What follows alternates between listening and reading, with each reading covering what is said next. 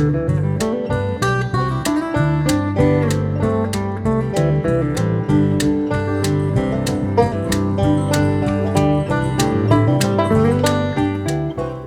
folks, we're back.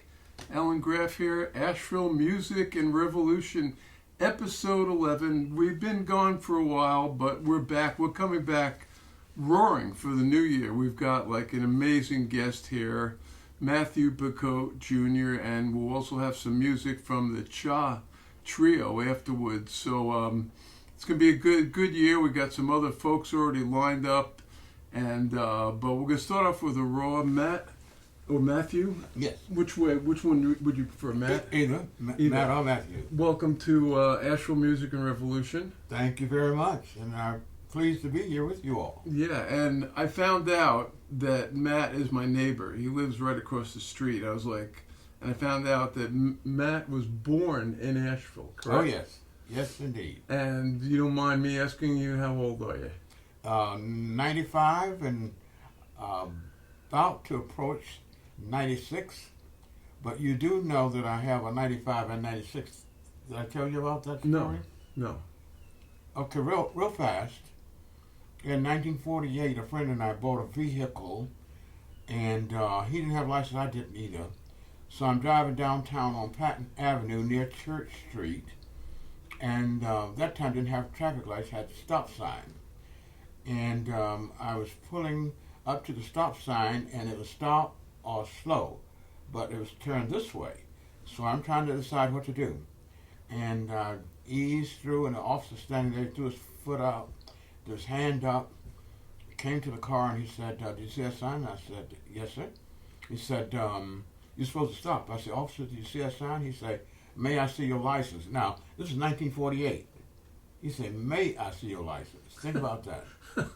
So I'm getting ready to tell a lie. I'm sitting in the car like this. I'm going to take this left hand, go to my wallet to tell some kind of lie, something I got to hear. Someone said, "Don't do it."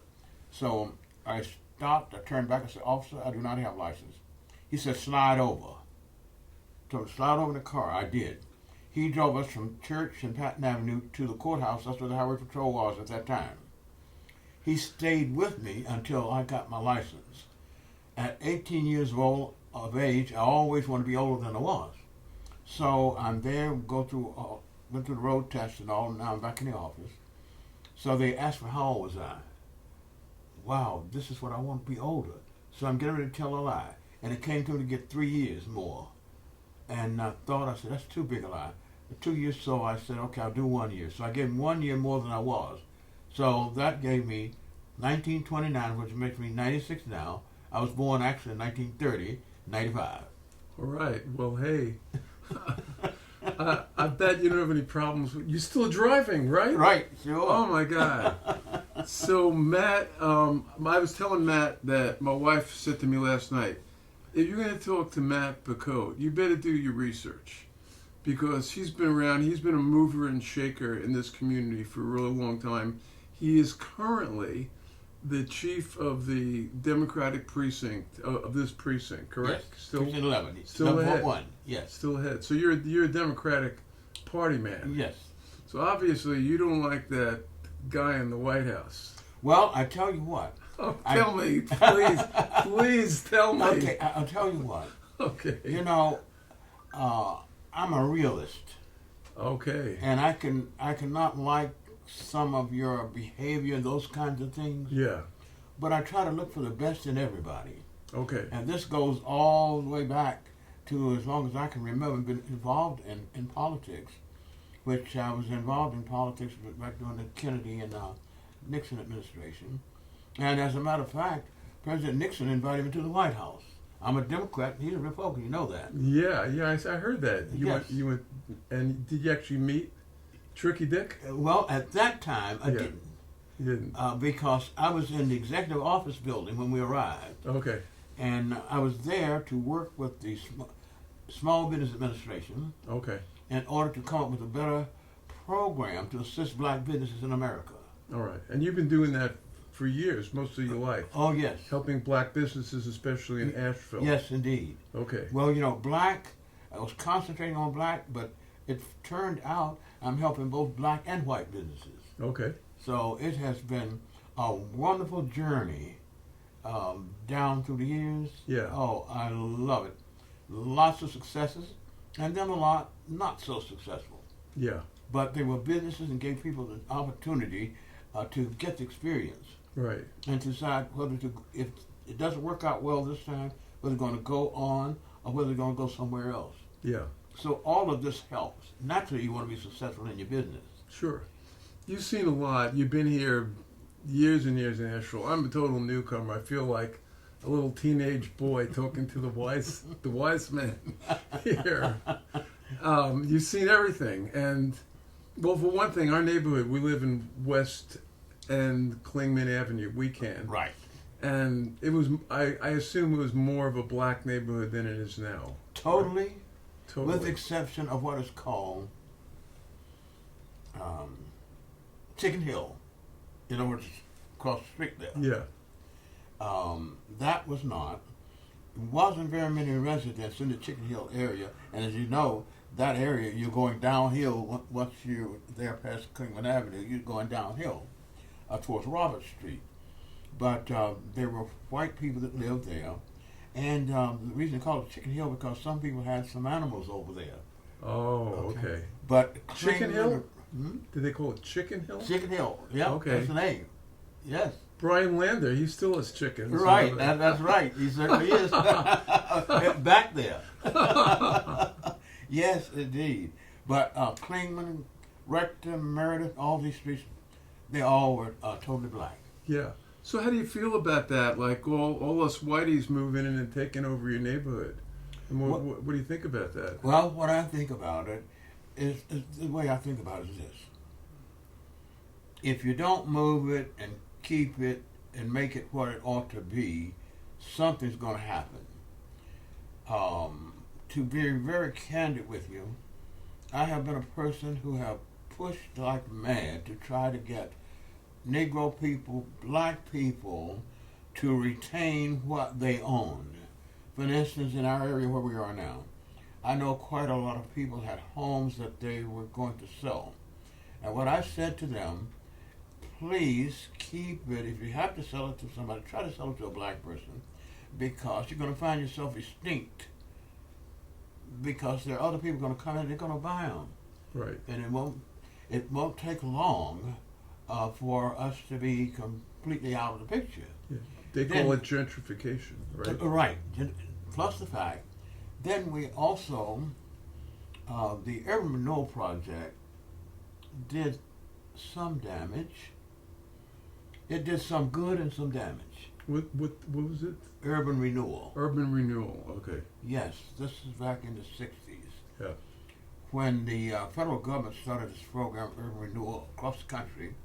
And what it was supposed to do is go into these different cities Yeah. and clean up Blythe. Clean up. Blythe.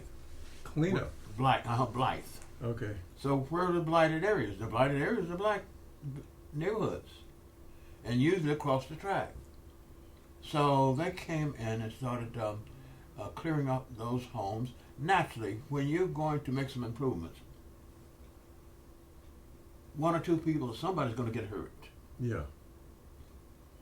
Well, to come up with these new designs and apartments, better residence for black people, you're going to create better accesses, roads. Right. So that's where most of the better homes were taken because they needed to make these better accesses. Right.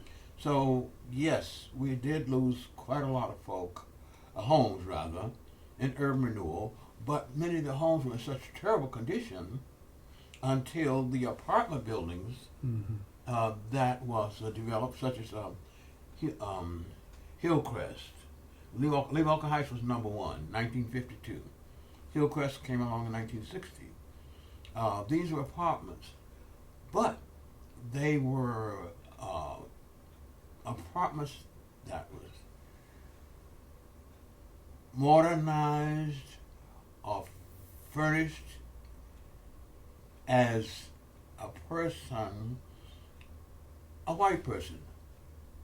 And, I had the money to have insulated homes, have kitchen cabinets and bathrooms, gas or electric heat, Yeah. where ours didn't. But the Right. apartments did, so it offered a better deal for folk whose homes were taken. Yeah. But we also, at the same time, there was a part that I have some problem with, and that is a lot of the homes that were taken, they were black residents, but they were renting them from white people.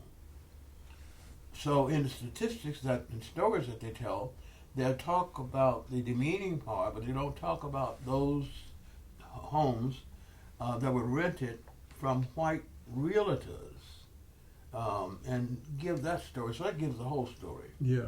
What's Asheville's sort of you've been here all your life. Mm-hmm. I want to talk about Asheville, but I want to get more global later. I want to get your view on Sure. the nation and the world because Sure. you've been around.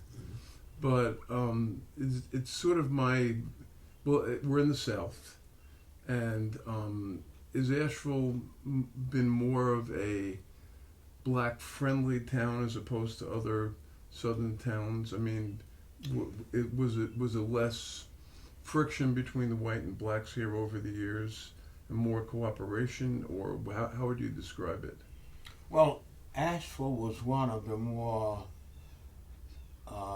lenient towns as it related to black and white people. Sure, we didn't have the best employment, and naturally I talked about homes a moment ago. But when it came to actual meanness, like we read about in other cities, wherein black folk were looked at and dealt with as being something other than a human being. Yes, here in Asheville, there was a time when you're walking down the sidewalks were much narrower than they are now, and white people walking down the sidewalk, if they were walking towards you, then you had to step off in the street in order to pass. This was just something that was expected of, and you did it. Well, how old were you when it was like that? I was 7, 8, 9, 10 years Okay. of age, yes.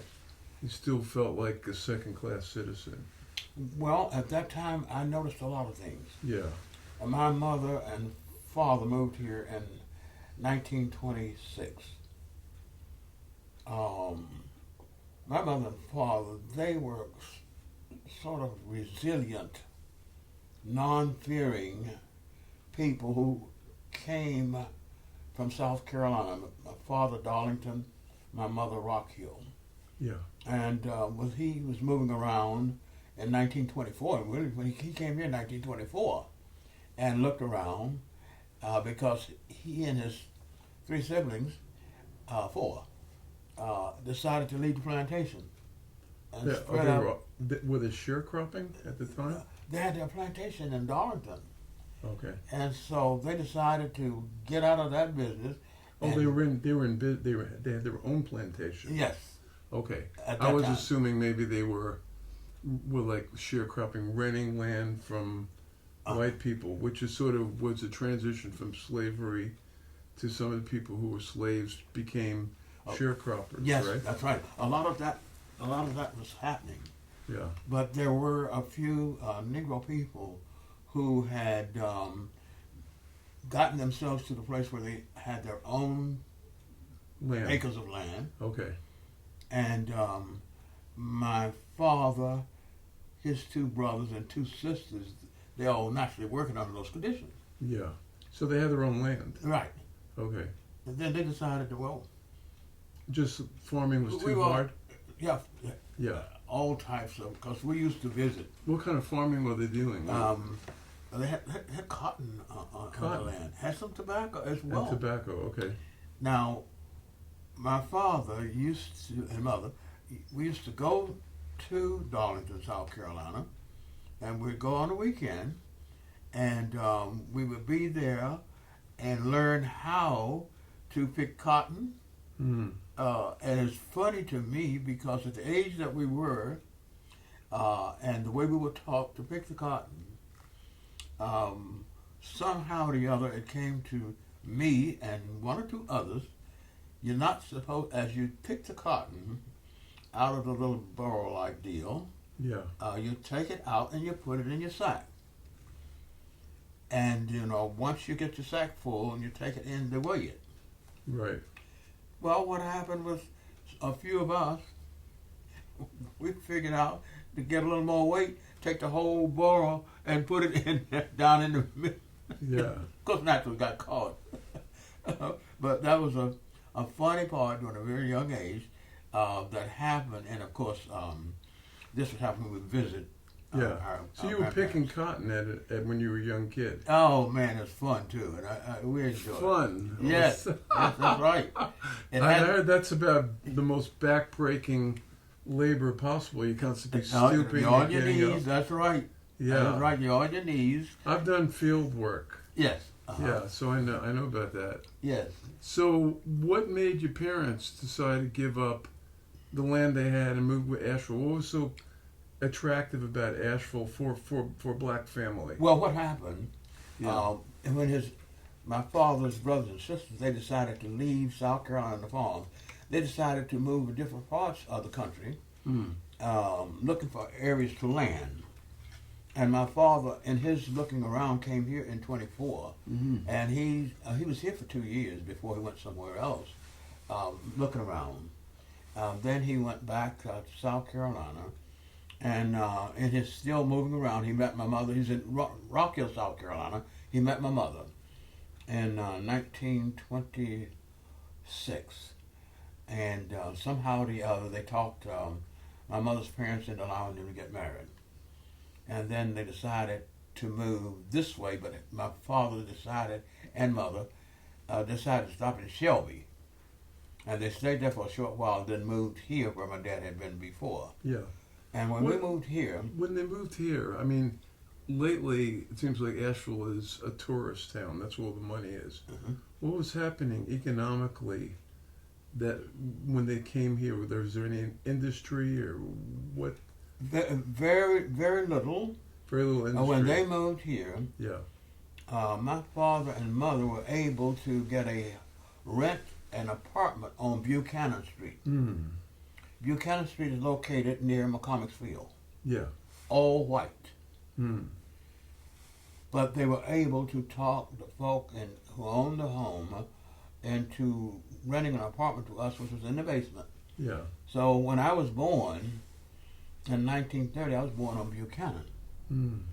All white.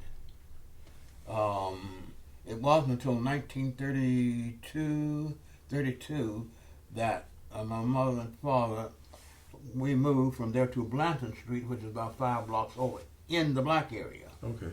Okay. But here's... There were still white and black areas. Oh, yes. But here's the amazing thing to me. In 1927, my mother and father, able to talk white people into renting them an apartment in their basement on Buchanan Street. All white. Yeah. Okay. And that time in our lives was unheard of. Right. Because if you were black or Negro, you lived in those areas that were designated for you. Okay, so that was, even though I was young. So did you go to school with at a white school or? No. I started off. It was still segregated, right? Yes, by all Brown means. versus Board of Education. But my first and second grade was at Allen Home. Have you heard of Allen Home? No. It's a renowned supposedly all-girls school. Okay. It's still well noted. Boys didn't go to that school. Okay. So There were 5. How did you get to go? Okay, there again. It goes back to my father and my mother. Okay. They were movers and shakers. That's right. Yeah. My father and mother were able to, as Dr. Harris, Fenton Harris, Mrs. Lucy Herring. Have you heard of that name? No. A tremendous educator here. Yeah. There's a school named for Mrs. Herring here. When when my dad was deciding where we were going to go to school, he and my mother were able to make an arrangement along with Mrs. Herring, along with Dr. Harrison, and the Nubas. So there were 5 black boys that went to Allen School. I was in the first and second grades. Okay. No other activity like that in the history. Was it all girls? Or just, all girls. Yes. So you're surrounded by all white girls. Well, no, they're all black. All black. All okay. black. Okay. And they also had a couple of school additions for adults. Okay. However, when I look in here, and I look and see all these instruments that you've got, and I looked on and saw piano. Well, the music teacher, I was taking piano lessons in the first grade. That's great. Yes. Do you still play? I don't, but I tell you, I loved it. I did for a long time. Okay. And I tell let's keep that thought, because I want to ask you about the music scene in Asheville. Okay. I kind of lost that stroke. Yeah. But I love piano music. Mm. Yes, indeed. But it did there. Then from Allen High, we transferred to the Catholic school. Mm. That was, this is my mother and father trying to find the best that they could find for us. That's great. Under the conditions. Yeah. And those were the kind of people that they were. Yeah. And of course. How many brothers and sisters did you have? One brother, one sister. Okay. Mm-hmm. And are still around or no? Yes. My brother lives here. Okay. And my sister lives in Durham. How old are they? Okay. One is 93 and the other is 92. Oh, so you're the oldest brother. Right. All right. Yes. They look up to you. We have a great time. Oh, it's great. Yeah. When we get together. Fantastic. Let me. I apologize for interrupting you. Sure. Well, we call this Asheville Music and Revolution. So Asheville's really known for its music right now, music scene right now. And what's the music scene been like in Asheville, growing up and going through it? What's it been like? How would you describe it? Well, was there a lot of black musicians here? I mean, what's it been like generally? There were, but Asheville also was noted for being attractive to major black musicians, such as Count Basie. Count Basie? Did Count Basie live here? No, he came here. Oh, he came here. Right. To perform? To perform at the Tobacco Warehouse on Valley Street. Okay. Yes. And Charlie, did you get that? It's on there. Listen. When was Count Basie here? 19. If you remember. 1945. Okay. No, 47, 48. Right after the war. Yes. Okay. Did they have Duke Ellington? Duke Ellington ever come down? Duke Ellington was here. Okay. Sure did. All right. Both at the Tobacco Warehouse. Now, back that time, we had these renowned black musicians of the North and all, but they would travel south. Right. To give us that experience. Yeah. And Asheville was the kind of place that would attract them to come here. And I loved it, and many others loved when they would come here. And the Tobacco Warehouse is large, and it would be packed with black folks when they would come this way. The Bacoate Warehouse? Tobacco. Oh, Tobacco Warehouse. On Patton Avenue. I'm sorry. Now, they call it South Charlotte. Okay. The big buildings down there where the city uses it for their trucks and all. Yeah. That's where the Tobacco Warehouse used to be. Okay. And that was a place for entertainment. Right. Usually entertainment. Okay. However, it was a place for people who raised tobacco and would bring it in October, November to sell it and all Right. in the warehouse. That's where they would come to sell the tobacco. Did you see any of these big acts? Did you get to go see any of them or no? Oh yeah. Yeah. Yes. And as a matter of fact, I got caught trying to slip in Count Basie's activity.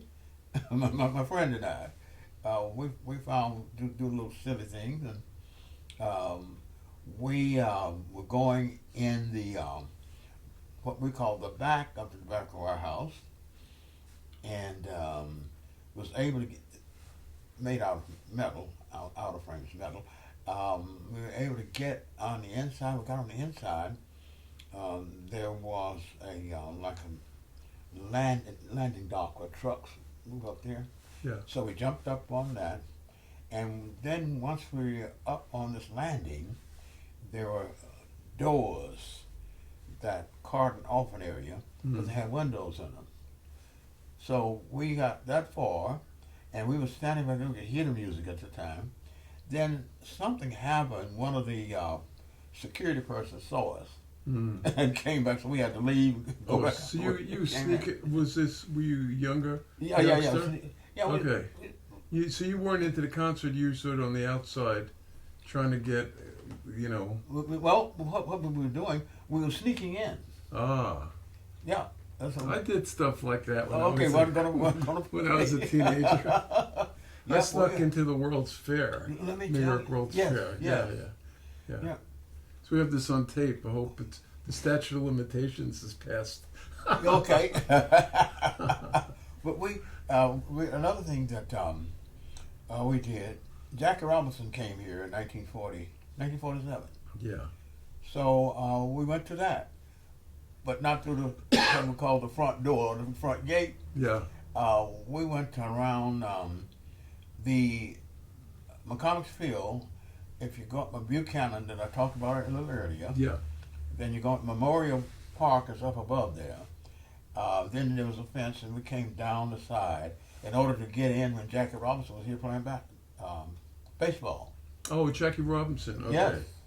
And as a matter of fact, we were able to get in and see much of the game. So they had a baseball game here, Oh yeah. but there wasn't like a major league team. Well, you know, Jackie was on the farm team for the Brooklyn Dodgers. Oh, the farm team. Okay. Yes, and they came through playing, Okay. and it was Jackie's first year. Yeah, first year. And shortly after that, he became just a renowned Yeah. baseball player. Now you were telling me about. I asked you a little bit about the music scene here in Asheville, and you were telling me about big visiting black artists. Yes. What about the people who were just here? Oh, What yes, about- we did. What about the music scene here? We what's, did. We What's had it been like? How's it developed? I mean, it's, you know, definitely gone through a lot of changes recently with Hurricane Helene. A lot of musicians left because it's harder to make a living here. Sure. So what's it been like? You know, what kind of music scene has Asheville had over the last 30, 40 years? Well, we had a great musical scene here of local people who started their own musical organizations, their bands. Yeah. As a matter of fact, we had 1, 2, 3, and I'll have to think a moment to put them in sequence.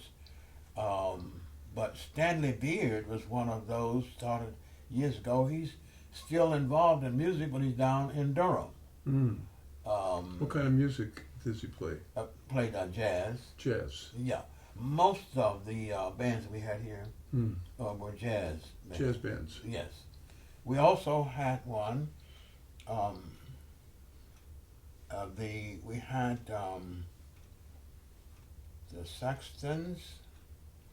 No, we had a Savoy Hotel located on the block across from the Wyoming Cultural Center.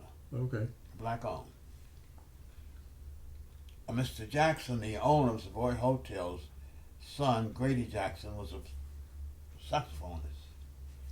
So he started his own little band, and they used to play in the restaurant dance area of Savoy Hotel. That was another. He had a three-piece band, Grady. He went on to become a renowned musician in New York and other places. Yeah. But we had a rather healthy music scene of black artists. Back we got, around when? In the 40s, the 50s? yes, 40s, 50s, and Okay. even the 60s, yes. In the 60s. Yes. Well, Matt, I appreciate that, and I want to thank you for being my neighbor Yeah, yes, sir. and for being on Asheville Music and Revolution. And it's definitely been a learning experience talking with you today. It's appreciate your viewpoint. We disagree on some things, Sure. but Yes. it's good to have you here, and I'm happy you're still part of this community. Yes.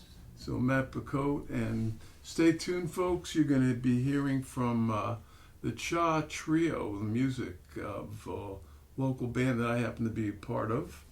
And thank you, Matt Bacoate, and we'll be hearing some music.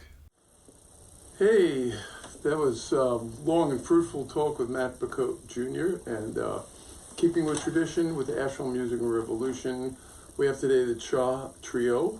Charlie, Howie, Alan. We got together, kind of hard to say, but we've all been playing music for years and years. Charlie's been with a lot of different professional bands. Howie also, and me, I've been with some bands that you don't even really want to know about. So, but we got together and we play a lot of different instruments, and we hope you like what you hear today.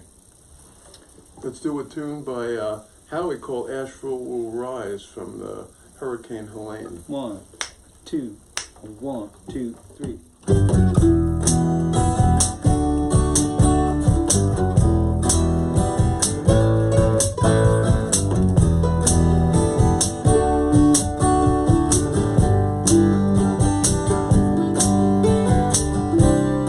Asheville will rise like the morning sun. She had us on the run. French Broad River nearly wiped us out, but we're still standing without a doubt.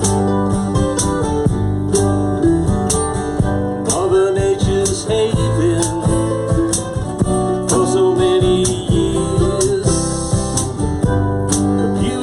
It shone so bright. Only took one evening, mighty rains did fall. The river crested and went the lights. But Asheville will rise like the morning sun. She had us on the run. French Broad River nearly wiped us out, but we're still standing without a doubt. Come on, Alan.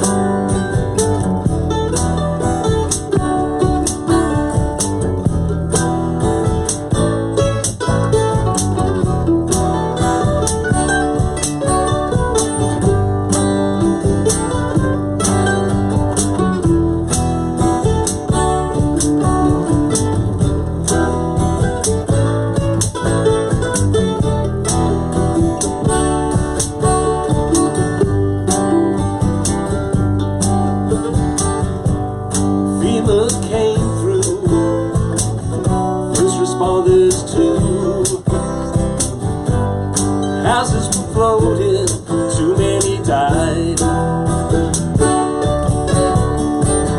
Good folks, they stood up, lend a helping hand. Whether nature heard her cry, but Asheville will rise like the morning sun. She had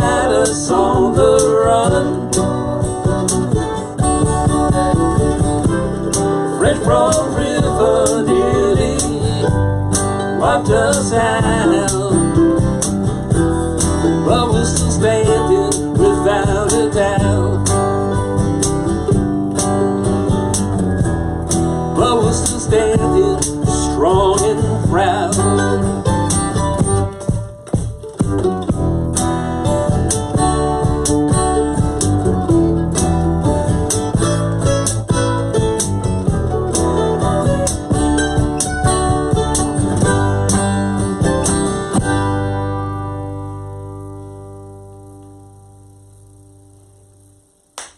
right, you've heard Howie's take on Hurricane Helene. Well, I was here also, and I wrote this on my back porch. It's called Back Porch Hurricane Blues.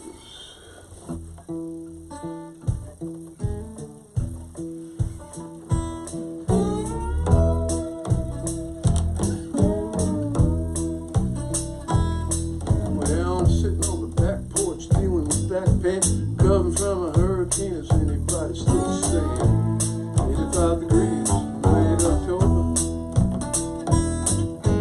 Who's gonna be president when it's over?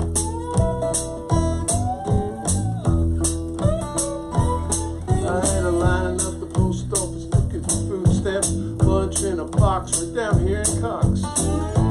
Haven't thought the situation over.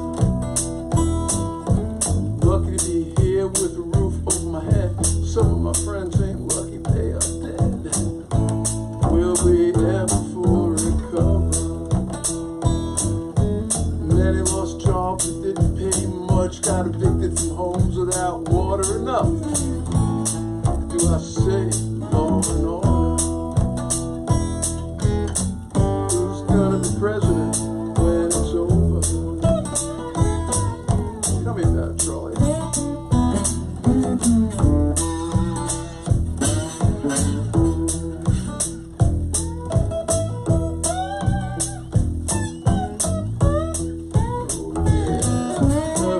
Looks bleak, not looking to seek some Pollyanna advice that makes me feel nice. Still hot as hell in late October. Hey, I might capitulate, try to find a way, look for the positive as my mother would say. This is the worst thing that happened if it's over. The crazy man won, but we still got a chance to get our shit together for one more dance. Time to trade the Tesla in for Rover. Who's gonna be president when it's over? Who's gonna be president when it's over? Yeah. Who's gonna be president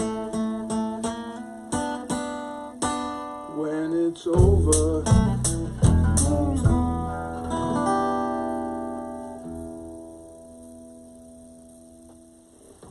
Hey, another tune, original, Be With You. Oh,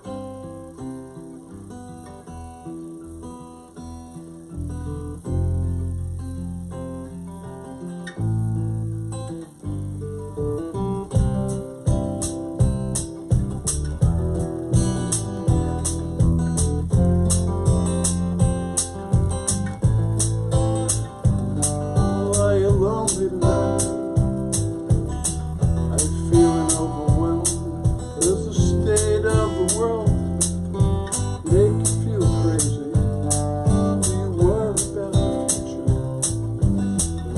About the past, can you be here in this moment and hope it would last?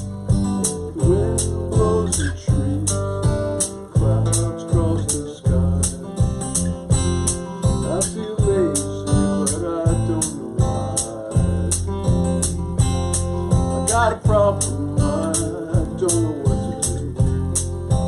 All I can do is be with you.